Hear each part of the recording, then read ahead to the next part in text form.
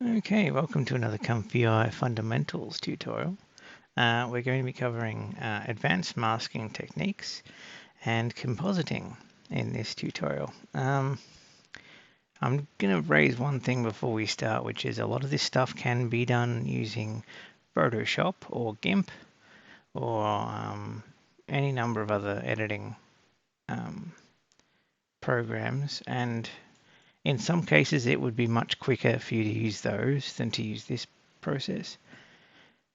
But this process can be automated. You can actually batch the processes that I'm going to teach here using, automated masking nodes like clip-seg and that kind of stuff. So bear that in mind. I'm going to show you just the manual processes, but if you want to use automated things, you can do that stuff basically.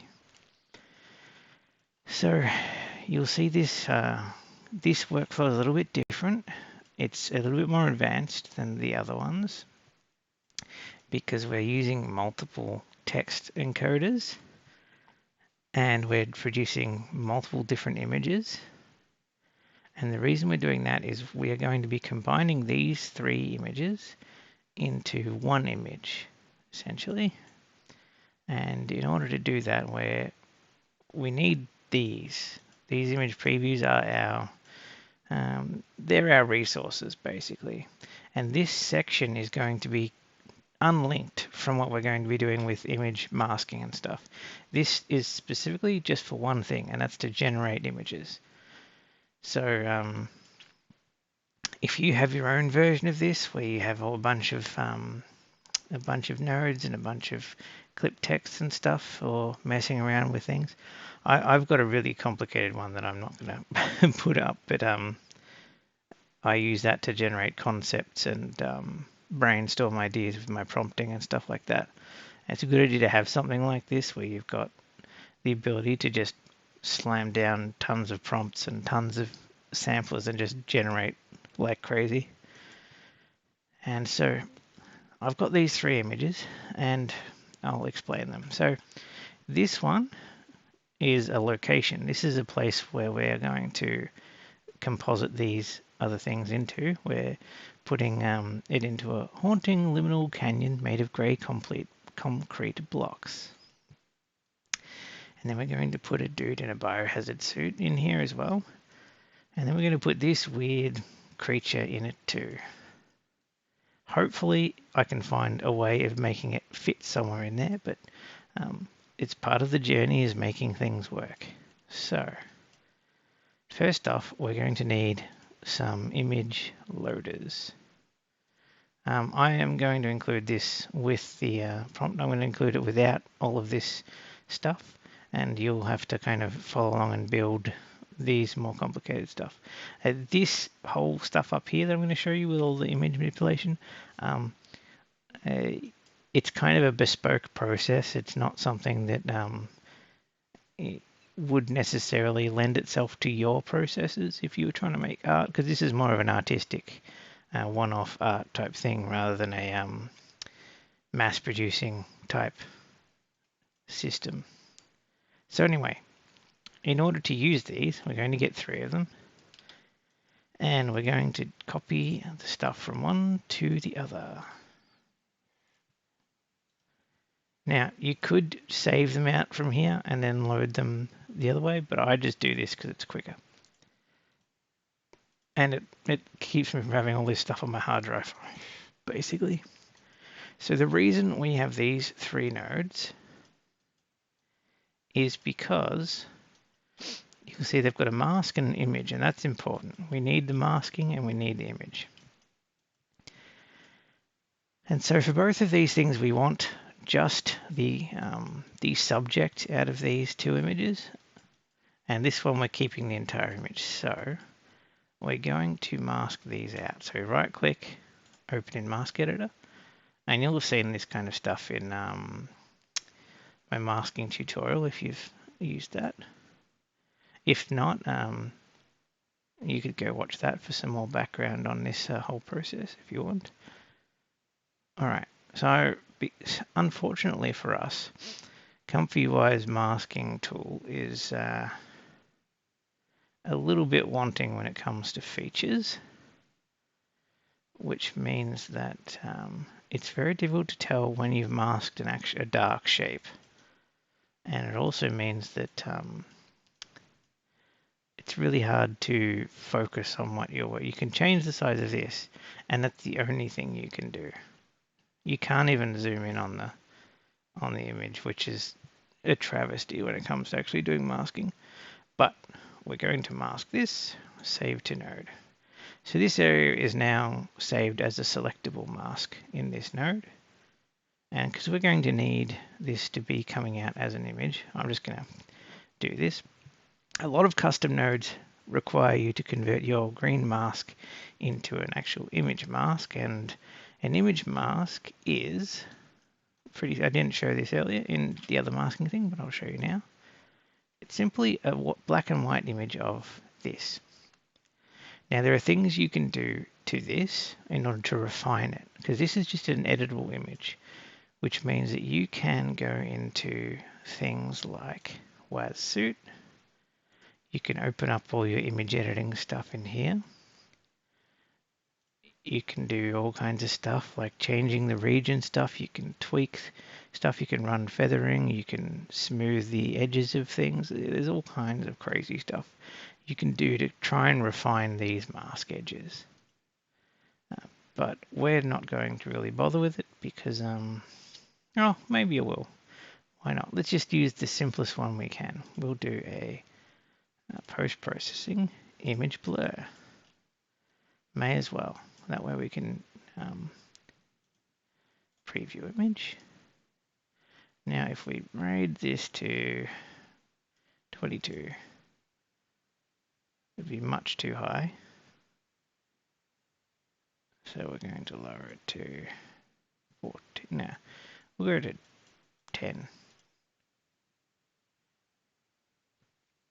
So yeah, that'll stop us from having a super sharp edge on this stuff. And we'll make this small and go over here. And then we're going to copy this, Control C, Control V, plug this into here. And we're going to pick one of these two people. Which one would fit best in here? I'm thinking the left-hand one. Yeah, we'll grab the left-hand one. Now, if we're using ClipSeg, we could grab these people using ClipSeg. You just type in the word humanoid and it'll select all the humanoids. But ClipSeg is bad if there's more than one person. So just be forewarned, you don't want this. Having multiple masked objects in one image is it's harder to work with. So I'd advise against it. All right, grab this. I should do that whole, this is one I prepared earlier, but I feel like if I show you more of the process, you'll have a bit more confidence to just try it yourself. All right, this is masked, this is coming out. I'm going to remove this preview and this one. They're both doing the same thing, so just blurring a little bit. And now, in order to make use of these, we actually have to perform a masking thing on it. So we are going to use the masquerade nodes, which are basically your one-stop shop for masking stuff. Just be aware that there are masking tools in WASSuit under images, but they're not particularly compatible with masquerade nodes because they use this weird, I'll show you, masking. Oh, oops. I just happened to pick one that didn't have what I wanted on it. Image. Let's do crop. No, I just did that one. How about mask paste? Okay, yeah, here we go. So WAS nodes will use the masked region, but they must have a thing called crop data, which basically restricts them to connecting to only other WAS node masking things, which is really, really frustrating. Because there's no crop data into something else thing, and it's very frustrating. So anyway, that's me complaining again. Let's use masquerade nodes to perform an action, and we're going to cut the image out. So we're cutting this person that we've masked over out of the image. And in order to get the information of where it is, we're going to grab the mask. And then we're going to grab, the image we need is from here. And the mask, we're going from here. So the mask is the selection area, and the image is the pixels which are hidden by that mask currently. So if we pull out a preview of this, you'll see that it has selected this area, basically. And because we're using the wrong mask, I'm just going to fix the mask, and you'll actually see what the effects of the blur does. See how it's smoothed all the edges around this? So you can use that to kind of make this whole process a little bit less messy when it comes to putting images on top of each other. So we're going to copy this process over here. And we're going to attach the image to here. Oh wait, this is the mask. I keep messing that up. Mask, and this one's the image.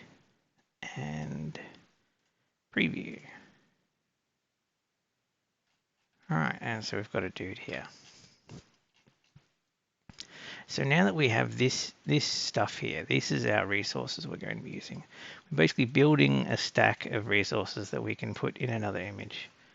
And this is that image. So in order to put these into another image, we have to create another node. And we're going to use the paste by mask. Now there's all kinds of stuff in here. You could experiment with any number of these and see what they do. This one we're going to use because we have the image to paste, which is going to be our cut by mask output. We have the mask as well, and we can grab the this is how you choose where the image is going to be, by the way. The mask is not necessarily like these are the pixels that need to be covered so much as where is the image. And we can just use that one. And the image base is going to be this. So if we output an image now, you'll notice we're not generating stuff here. These are all in fixed mode, so they're not regenerating new ones. And this is all practically instant because it's not generating stuff yet. We'll do this afterwards, but at the moment these don't need to do anything particularly fancy. Now, because I've used this mask, you'll notice that the creature is in the same spot it was on the other image. And we paste it in. And that may not be what you want. What if you want it to be somewhere else? So, interestingly, we can do a number of different things. We could draw on here and create a new mask. Because this will accept mask data from anything. I can plug this one into this mask. So this is in a different location.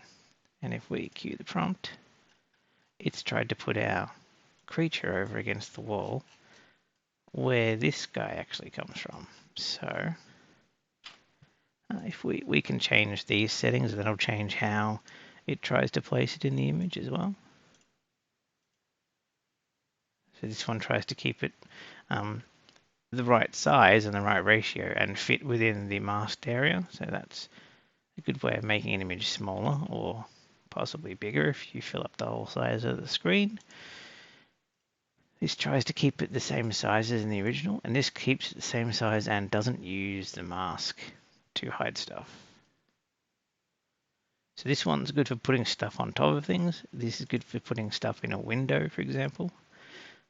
This one's good for keeping it within the masked area, and this one is good for, hang on, I'll just regenerate this. Yeah, this one tries to cover as much of the original mask as possible, and this one resizes all sizes to fit. It doesn't care about keeping it square, basically. And we're just going to use unmasked for the moment.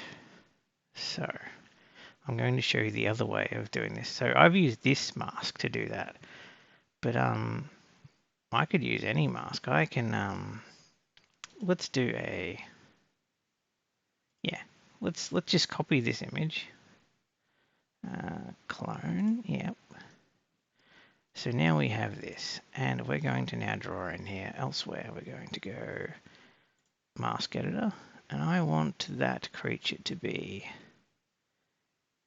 here specifically. So I want it to fill this region. Now, whether or not this works, we'll see. So we've just masked this small area, and we're going to use this as a mask instead. And we're going to send it here, and it should move down. It's moved down, but it's obviously not placed properly, so we can mess with this stuff, try and get it to fit in our image. So as you can see, keep ratio fill's doing it. I could do this one. This one should work, except that it's way too big. And you can change that by resizing this. This cut by mask will actually change the size of this image. So if I make this, I can't resize it smaller, can I? I probably can, we'll see. Yeah, if it is smaller, it will go smaller, good. I was unclear on that mechanic a little bit. So you see, yeah, we're going smaller and we're decreasing the size of this. So if we do that, see how it's kind of in this hole, but we don't have a lot of good control over this. And unfortunately, that is a bit of a problem with this. There's no good way of accurately controlling these. You can put them in generally where they should go, but generally, it's a very imprecise thing like this. So instead, what we'll do is we will make sure that we use this particular one, I think, because at least that's the right size and in the right location. Although it does seem like it's probably too small. So maybe we should tweak this. If we go in here and edit this mask, how about, yeah, this is what we'll do. We'll clear it. We'll put it here. So hopefully, if we now put this here, Q prompt, it'll put it here, but we want it coming out around the corner, so let's look for a flip node. Image flip. Well, we can do some image manipulation here, so we're going to flip this one here, because this is where our resource sits. It's best to change it in this area here, so if we're going to modify this image, it has to be between this node and this node. All right, so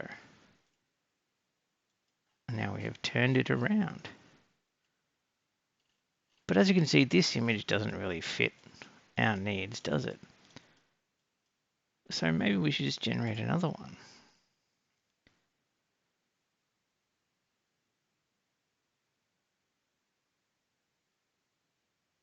I mean, this one seems more like what we might need. So if we instead do the same thing as before, we go right click, copy clip space, paste clip space into here, and then we go mask editor. And we relatively quickly cut this thing out. Now I could use, of course, clipseg to very quickly do all this. And some of you might do that. All right, here we go. Now we have this different thing, and when we go Q, it saves it in the other position, and we can remove this because we don't need it to face that way. Instead, it's going to face this way. And now it's coming out from around the corner. So what do we do with these legs? Well, we can grab this thing and we can clone it again. So as you can see, this is building up a big network of things, but they're all kind of going towards building this one image here. So maybe this stuff needs moving around or whatever, but this is more of a messy process than you'll generally find over here. But so what we're going to do is we're going to open the mask editor and we're going to grab this section here.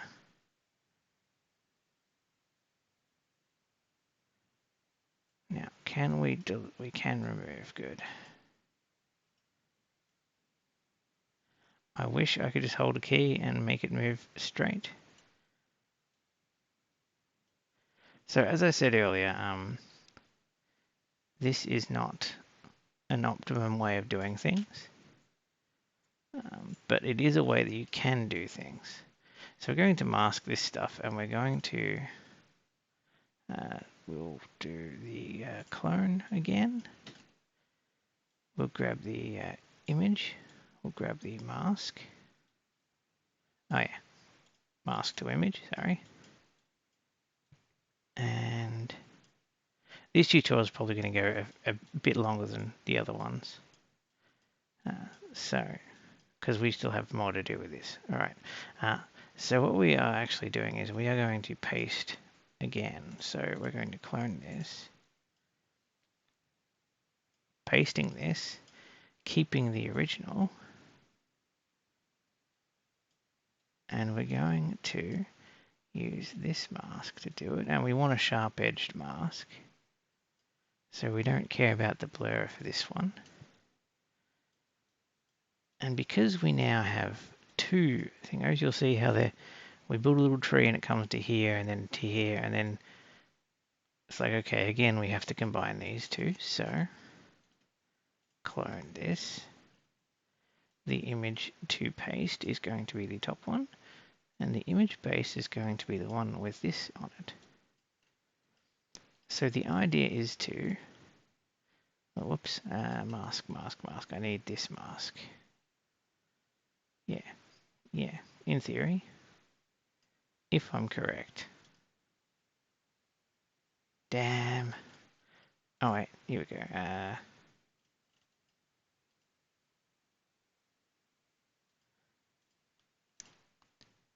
Got to juggle these until you find one that works. Okay, that's definitely not it. Okay. All right, cut by mask. I'm pasting it twice. I might be pasting it twice.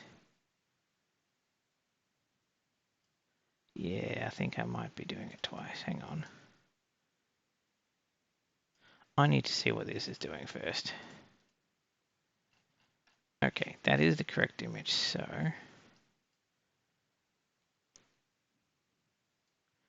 the image base needs to be this one, sorry. Figured it out. That's what I was doing wrong. Okay, here we go. Sorry, I added one of these when I didn't need it. Alright, so as you can see, we've partially masked this. We just need to do a little bit more work, and this will be masked out, and its feet will be hidden. So go back here, edit again, add some more of the original back here. Now, if we are lucky, it's now gone. Well, there's still a little bit, but we don't really care about that.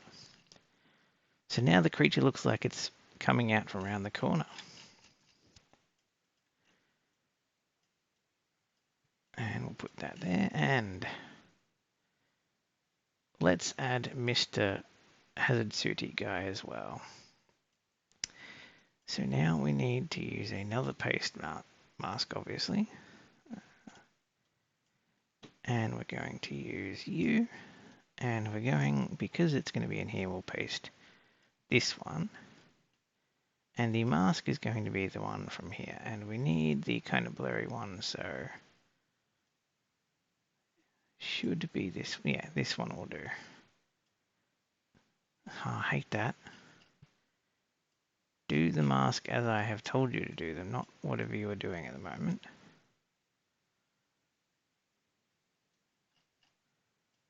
Okay, yeah, okay.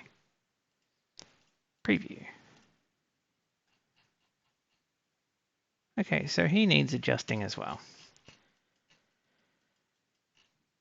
So what we can do is we can clone this yet again. You can use empty images. I'm just using this so I know where things are. And we're going to do it over here. And we're going to put him over here somewhere. So edit it. And we're going to go over here.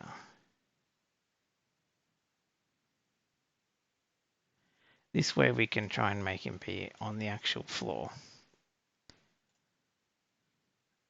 instead of standing on top of this awkwardly. Okay, and we're going to just feed the mask in, like so. And now it's moved him down onto the ground. So now we have put a composite image together. And yes, you could have attempted to generate this using prompts, and you may have succeeded. But especially when a color is involved and you have directly said, I want this to be a certain color, this can be very problematic for prompting. But if we use this method, we can ensure that the right people are in the right places and the right creatures are in the right places. We're basically taking back control from the sampler here with this. So now that we've constructed this whole thing here is just to composite this whole thing into one image. So in order to make use of it, we're actually going to move the whole thing. I'm going to move it up so that it's a little bit more out of the way. And we're going to make a new sampler. And the new sampler is going to have its own prompt again, because, well, I could try combining each of these into a prompt and then saying, yes, this will be what's in it. This yellow is going to be badly mess with it. So we're going to have to be a little bit more careful with our prompting. And because this is going to be the end component of the workflow, you can add a bunch of stuff after this. There's nothing stopping you.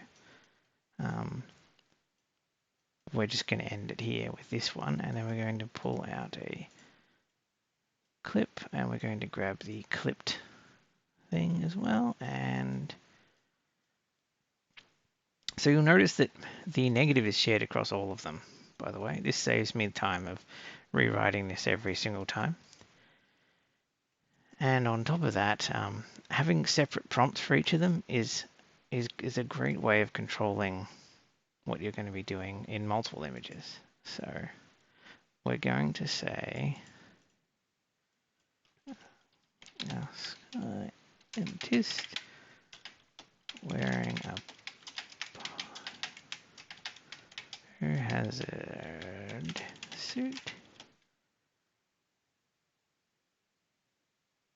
exploring a dark writhing monster coming around the corner.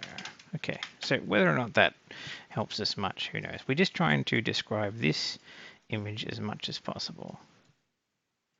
And we're going to use a, for this, we're not going to use a latent.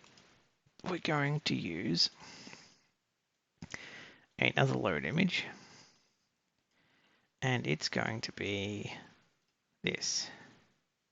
Now you could use image saves anywhere in this process, and I suggest you do, because if you use previews and load images the way I'm using them, if you close this workflow and start it again, all this will get wiped. So if you care about what you're making, make sure it's on save nodes, basically. Clearly, I don't care what I'm making right now. I have no reason to save this really. So for me, it's not really a problem. But for you, you might want to save these.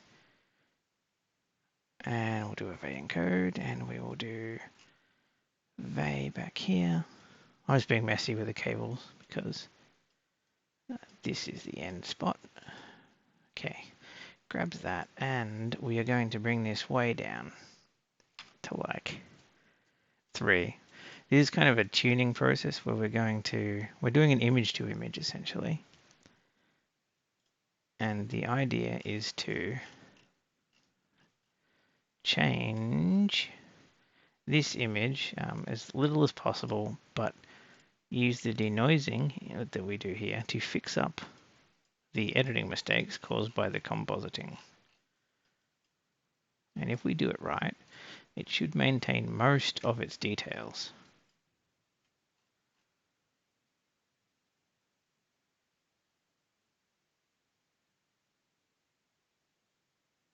So it's added a shadow for him, which is pretty cool, even though the shadow is kind of unrealistic. So yeah, there you go.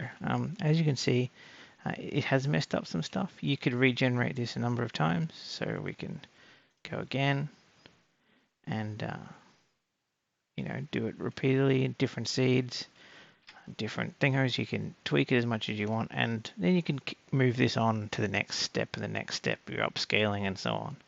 But this is how you do compositing. There you go, a much better image now.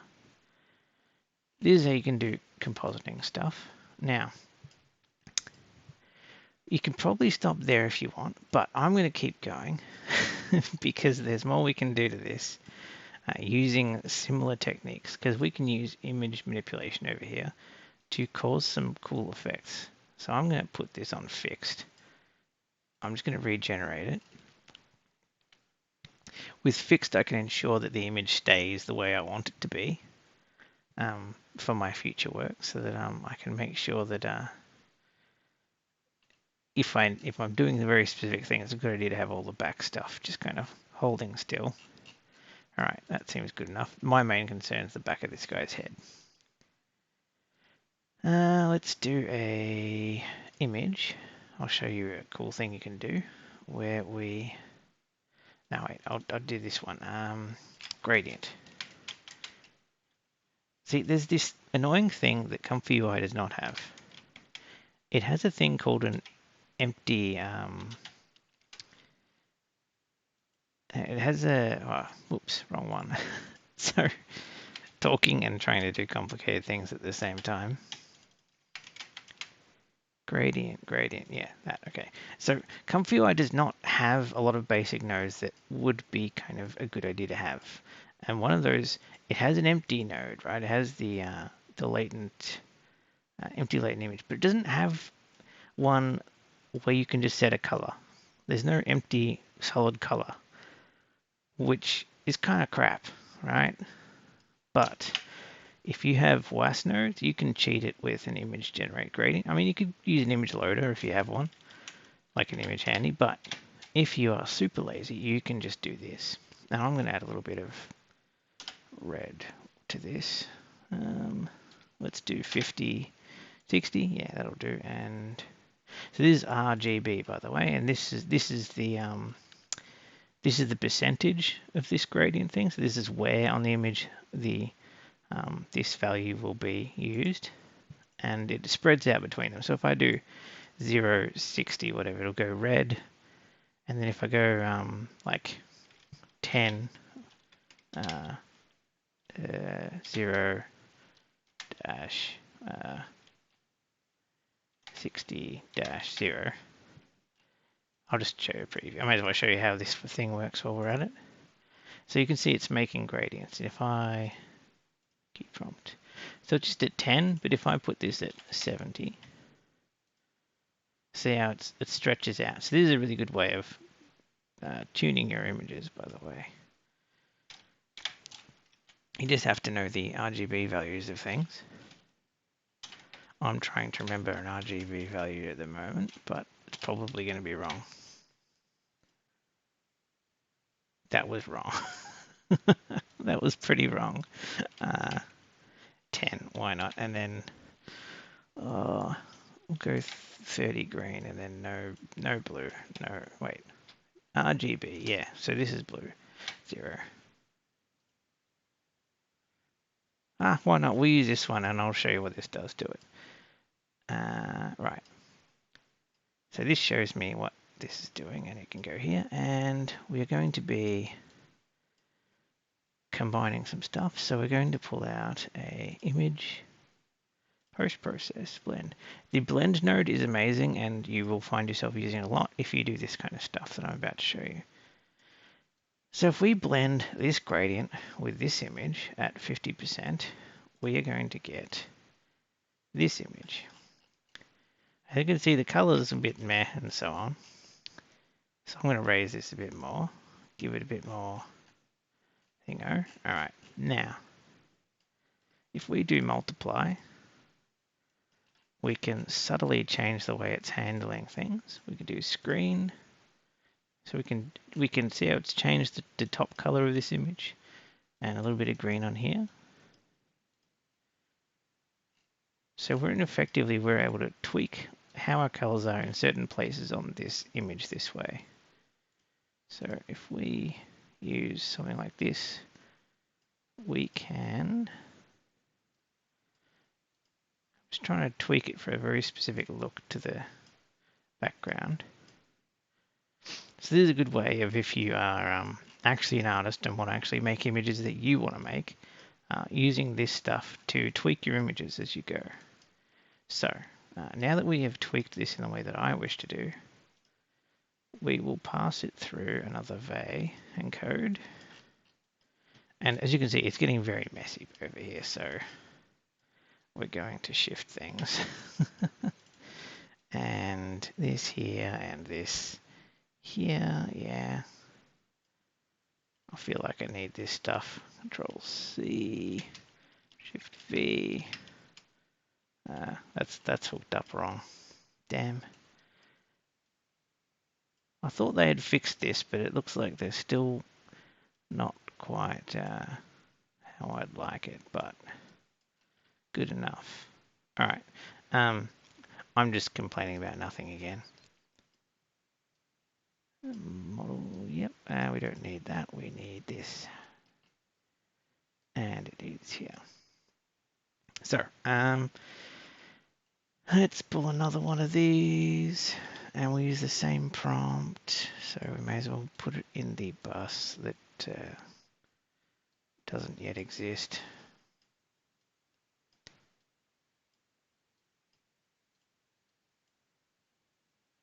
All right, housekeeping is important if you want to be able to control, do it properly. It's not going to do it now.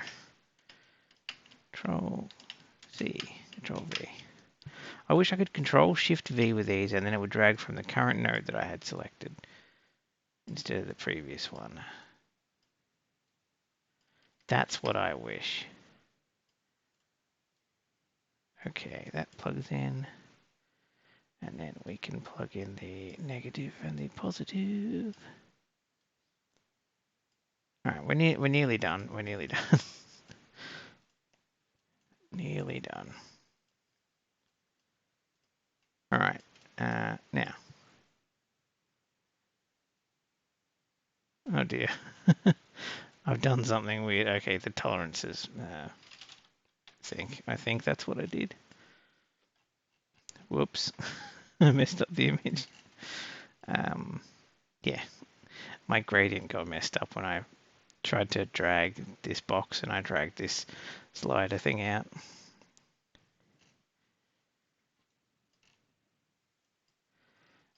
So using this method, we can get better images if we run it after we've done colors on them. Now, as you can see, it's lost some detail in here, but this is probably because it's using the same seed as the previous one. So I'm just gonna do this, and then it should have less of that burn-in effect. If you stack two samplers and have the same seed, it can cause this kind of weird kind of distortions on it. It looks like it's been burnt in using certain filters. There we go. See, it's smoothed it all out again. Yeah, so as you can see, it's changed the colors slightly. It's made it darker, more, just very minor changes. You can cause a huge amount of change on things. And we'll just run it again, using a lot darker this time. Stable Diffusion loves to go bright. So if you make a very dark image and you run it through a sampler, the stuff in the sampler likes to get brighter if it can. It won't be as dark as this image, basically. Usually it'll have some lighter spots. If you look at the both, you'll see that there's the lighter spots have been highlighted. Anyway, so that's some ways of doing image manipulation with this. And I've also shown you how to composite images using some more advanced masking techniques. And hopefully you find this useful in getting some really cool images done. And I would love to see them if you actually do make some stuff with this, because I think it's a really powerful tool that people are unaware of because they're trapped in this idea that Stable Diffusion is just you type in words and then an image comes out, and you can do more than that if you want. So anyway, thanks for watching me rant for 42 minutes. The next tutorial is going to be covering prompts specifically. I'm going to go into the depths of prompting. And yeah, I might do some more stuff. If you have suggestions for future tutorials, let me know as well. Thank you for watching.